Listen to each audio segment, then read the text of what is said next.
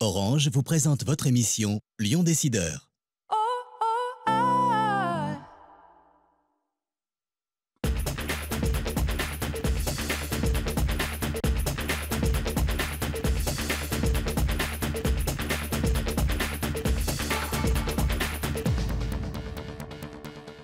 Bonjour et bienvenue dans Lyon Décideur. Nos entrepreneurs ont du talent. Le CJD Lyon organise une grande soirée prestige lundi sur ce thème. On en parle avec Sophie Deschlet-Roy dans un instant. Au sommaire de cette émission, également 2 sites rattrapés par le Furet du Nord, l'inauguration du Hall 7 d'Eurexpo, un nouveau directeur régional pour Deloitte, le point sur le chantier du terrain des Sœurs, et puis l'info Flash Info concerne Caloris qui passe sous pavillon allemand. Ils avaient fêté les 111 ans de l'entreprise en juin dernier. Ils fêteront leurs 112 ans vraisemblablement avec un nouveau propriétaire. La librairie de Citre est en négociation exclusive avec le Furet du Nord, selon une info Livre Hebdo confirmée en interne. De Citre possède 11 librairies, essentiellement en région lyonnaise et en Rhône-Alpes, mais aussi en Bourgogne et en région parisienne. Si la vente devait se confirmer, les 2 enseignes continueraient toutefois d'exister. Le tout nouveau Hall 7 d'Eurexpo est opérationnel. Inauguré vendredi dernier à l'occasion du salon Equita, il permet à Eurexpo de voir sa capacité passer à 140 000 m² d'exposition. Et ce n'est pas fini. D'autres extensions sont à prévoir. Cécile Leclerc, Bertrand Frachon.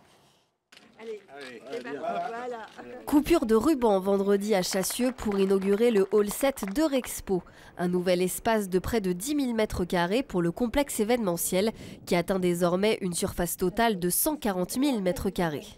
Notre objectif, c'est surtout d'accompagner le développement de nos salons leaders que sont Equita comme aujourd'hui, mais aussi Sira. Mais aussi, cela va nous permettre, dans un métier où tous nos clients veulent les mêmes dates, d'accueillir en même temps plusieurs salons, ce qui va également accroître les retombées économiques pour la métropole. Et l'expansion d'Eurexpo ne devrait pas s'arrêter là. On a sur l'année 2018, avec ce Hall 7 et les abords du Hall 7, la partie route pour accéder, investi une vingtaine de millions d'euros. Vous savez qu'on a un plan sur 30 ans normalement qui est exigé dans notre nouveau contrat avec le COFIL de 60 millions. Et on est bien sûr en avance et on sera très en avance. Notre objectif est d'ici 5-7 ans d'avoir investi ces 60 millions d'euros pour faire de cette plateforme lyonnaise la plateforme de développement en France du monde des événements. Deloitte, l'un des Big Four, c'est 4 grands cabinets d'audit internationaux. Deloitte donc a un nouveau directeur régional en Auvergne-Rhône-Alpes, en la personne de Vincent Gros, qui a commencé sa carrière chez Deloitte voici 30 ans à Lyon justement, puis l'a poursuivi entre autres à Chicago, à Barcelone, avant de prendre la direction de la région Méditerranée et de créer les implantations de Nice, Monaco et Montpellier. Il sera à la tête à Lyon de 820 collaborateurs. Toujours à propos de Deloitte, les négociations en vue de la cession d'Inextinso, sa branche expertise comptable basée à Lyon, à destination des PME et TPE, se poursuivent. Les groupes CGECO et Fiducial ont regardé le dossier, mais il semblerait que Deloitte préférerait une cession à un fonds qui prendrait 49% de l'ensemble. Les cabinets formant Inextinso conserveraient quant à eux 51%, à confirmer toutefois. Le projet du terrain des Sœurs à Villeurbanne avance à grands pas, un projet conduit par la CERL, la ville de Villeurbanne et la métropole de Lyon. Le point sur le chantier avec Aline Picard. Les grues sont en pleine action en ce moment à l'est de Villeurbanne. Le terrain des Sœurs, qui s'étend sur plus de 3 hectares, est en effet totalement réaménagé. 380 logements, des commerces, un parc et un pôle petite enfance sortent petit à petit de terre dans ce quartier des Buères. Le terrain où nous sommes était propriété des Sœurs franciscaines. La ville a acheté ce terrain il y a déjà de nombreuses années, dans la perspective d'une rénovation urbaine. Aujourd'hui, près des 2/3 des logements sont en construction ou livrés. L'espace public sur lequel nous nous trouvons est en cours de réalisation. Il sera livré au printemps prochain.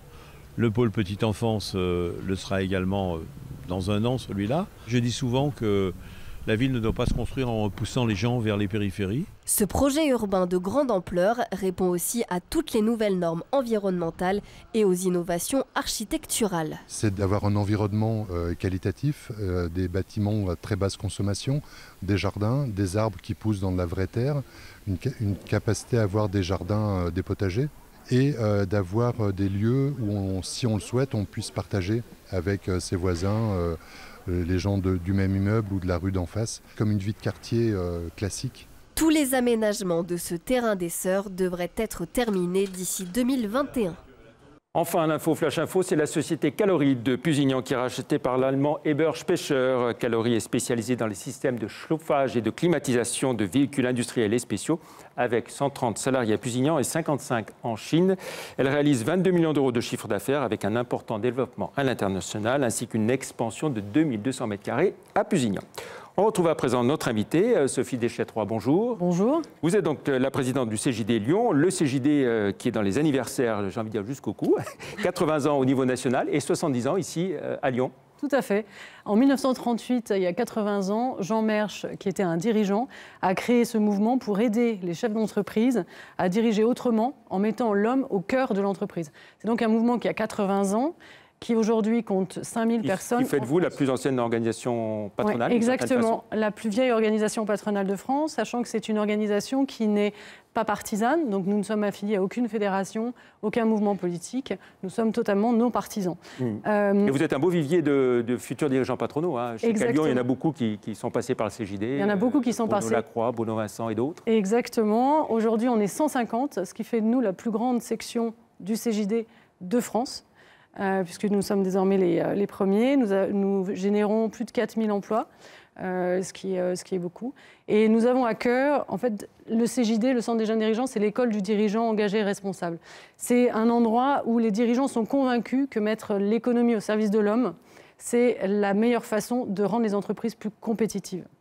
Et c'est plus qu'une pétition de principe. Hein. Ah non, c'est vraiment une mission, c'est un état d'esprit, c'est un engagement de chaque JD. On considère qu'au sein du CJD, qu'on soit avocat, expert comptable, hôtelier, menuisier, blanchisseur, informaticien, on a tous les mêmes problématiques quand on est dirigeant. Et on est jeune dirigeant jusqu'à quel âge? Alors il n'y a pas d'âge. Il y a une limite? Il n'y a pas de limite d'âge, il y a des limites d'âge pour les fonctions électives. En revanche, on peut rentrer en tant que jeune dirigeant, c'est jeune dans la fonction.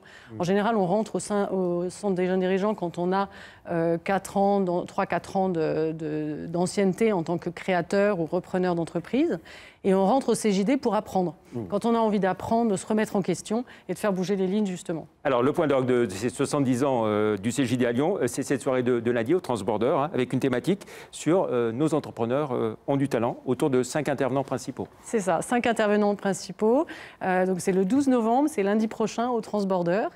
Nous avons souhaité... À partir de quelle heure? À partir de 19h. De 19h à 22h. Il y aura un cocktail après. C'est une très belle soirée, comme on le fait au CJD. Je ne sais pas si vous vous souvenez des lunettes vertes l'année dernière. Ça va être une très belle soirée. Qui avait rencontré un grand succès aussi. Exactement. Oui. Là, nous avons souhaité mettre le talent des entrepreneurs au cœur de cette soirée. Nous allons interviewer 3 entrepreneurs. Christophe Fargier, que vous connaissez, qui est le patron du Ninkasi. Ninkasi, oui. Qui lui a fêté ses 20 ans. Hein. Exactement, qui a fêté ses 20 ans et qui va nous expliquer comment il a su avoir le talent de faire bouger les lignes pour créer une brasserie il y a 20 ans, alors que ça n'existait pas à l'époque. Nous allons avoir Sauveur Soriano, qui est un Lyonnais, qui est parti aux États-Unis et qui est devenu coach du principal club de judo des États-Unis, qui est allé à Rio, aux Jeux Olympiques, qui a été médaillé, son équipe a été médaillée. Et Franck Collodin, qui est un membre du CJD, qui lui nous expliquera, au travers de son expérience, comment il s'engage pour des causes avec le Prado, par exemple. 3 entrepreneurs et puis 2 autres intervenants encore. Deux intervenants qui sont des conférenciers.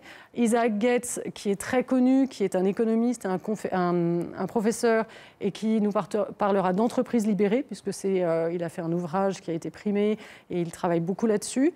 Et Julia de Funès, qui vient de sortir un livre très récemment qui s'intitule « La comédie inhumaine, entre guillemets », où elle explique que ça ne sert à rien d'avoir un Chief Happiness Officer si on n'a pas de sens dans son entreprise. Donc ce sont 2 conférenciers qui nous... Elle dit aussi que voilà, ça ne suffit pas d'avoir un baby-foot. Exactement. Hein, comme c'est souvent la mode. Exactement. Il faut aussi... Regardez comme on est heureux dans mon entreprise, j'ai un baby-foot. Et ça rejoint vraiment les idées du CJD, qui sont vraiment de promouvoir des idées nouvelles, en ayant toujours à cœur de mettre du sens dans l'entreprise, de promouvoir l'économie au service de l'homme pour une économie plus humaine, innovante, engagée et responsable. Et puis, ces entrepreneurs qui ont du talent, ils ont besoin de talent dans leurs entreprises aussi. Exactement, des collaborateurs.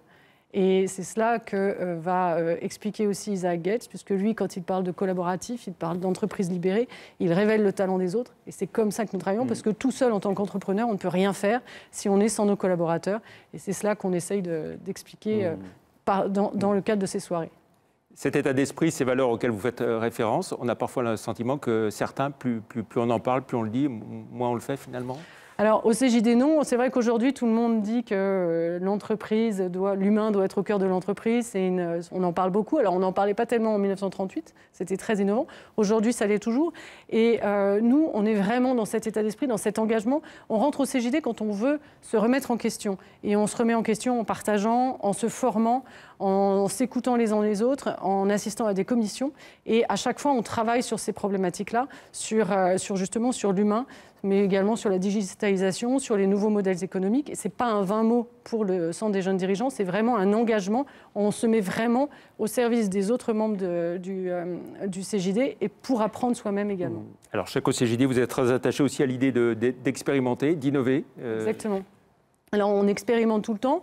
À Lyon, on a par exemple un partenariat avec le Prado. On a créé une commission pour permettre justement à des jeunes qui sont très éloignés de l'emploi de venir en stage. On va rappeler ce que c'est que le Prado, oui. Alors, le Prado, c'est une association de personnes qui sont très éloignées de l'emploi, qui sont en grande difficulté. Et nous essayons de les faire venir en stage dans nos entreprises pour justement les aider à se réinsérer et à retrouver la possibilité de retravailler.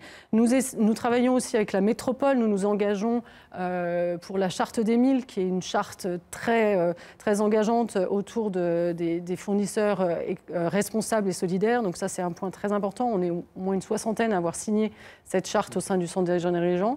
Et puis, en France, il y a plein d'expérimentations au sein du CJD pour les entreprises à mission, ce genre de choses, l'alternance, etc. Voilà. Après cette soirée prestige, vous allez souffler, bien sûr, mais il y a d'autres projets.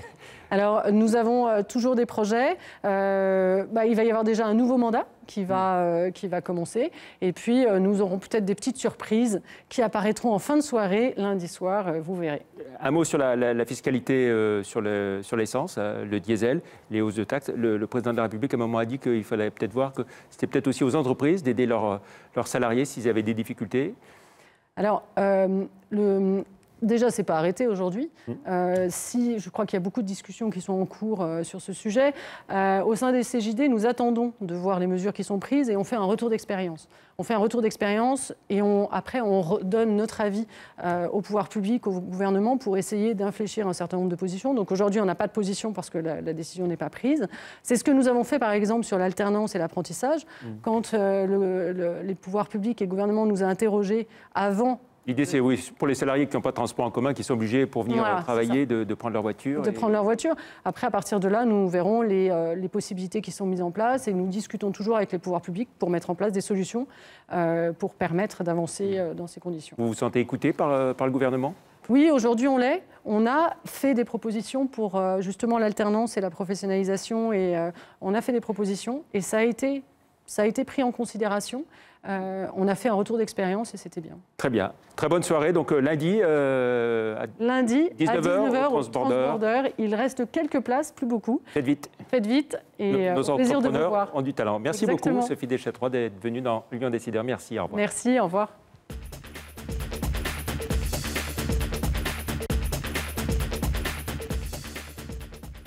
Orange vous présente votre émission Lyon Décideur.